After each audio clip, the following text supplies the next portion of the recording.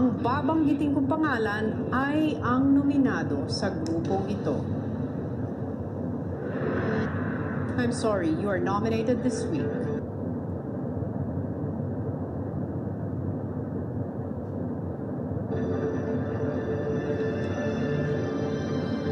Jinri.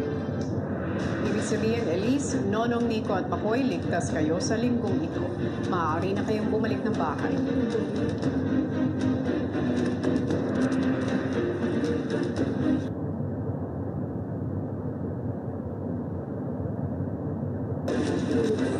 And there you have it, sina Aura, Jerome, Jinri at Tanner nga po ang mga nominado sa linggong ito. Paano nga ba tumakbo ang naging botohan para sa kanila? Narito po ang detalye ng kanilang pagboto. Binibigyan ko ng 2 points si Tanner. Minsan di ko na po nakikita yung eagerness sa kanya na excited siya to do the task. 1 point si Ate Aura. Pakiramdam ko po sarado na yung circle niya or hindi na po siya nag-open for mga bagong tao po kuya na makilala. 2 points si Tanner. Nahihirapan po kaming kilalanin siya, huli na ugali niya dahil masyado siyang mailap siguro dahil sobrang tahimik niya o takot siya mag-input po minsan. Na 1 point po si Ate Aura. Hindi pa niya na ipapakita yung totoong nararamdaman po talaga niya. Nahihirapan po kami makuha po yung loob po niya kuya. 2 points to Tanner because I feel like he is not as considerate about the other people in the house because we have limited amounts of food. He eats without considering the other people.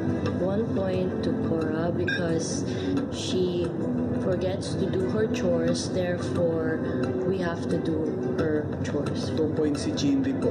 Hindi ko lang po ma-feel yung pagiging pamilya sa akin dito sa loob ng bahay. 1 point po kay Edward po.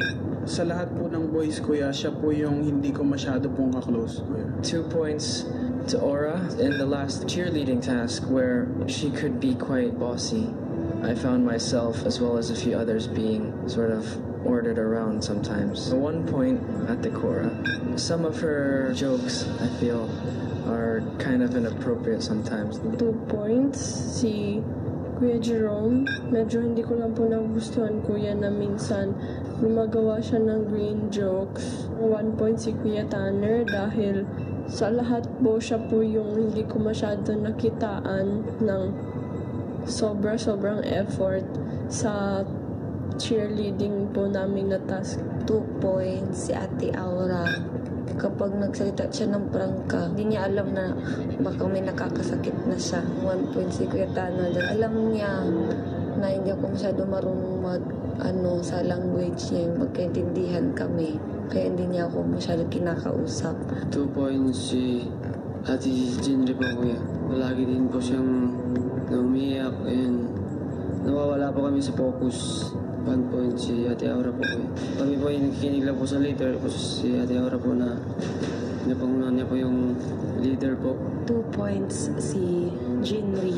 Hindi dapat natin ginagamit yung past failures para panghinaan pa rin tayo ngayon sa present challenges na haharapin natin. 1 point si Kuya Nonong. Siya po yung nag-motivate sa aming lahat pero kapag siya na po yung nahihirapan, nakukulangan po ako sa effort na i-improve yung sarili niya. 2 points to Jinri, who's working with this week. When she doesn't get stuff the first time, it's really hard because she kind of breaks down and everybody feels like they need to help her out and bring her back up. And it kind of distracts everyone from working together. 1 point to Young. I feel like he doesn't put in all of his effort when he's practicing with us all the time. It distracts me from learning as well. Yung 2 points si Jinri po. Si Jinri lang po yung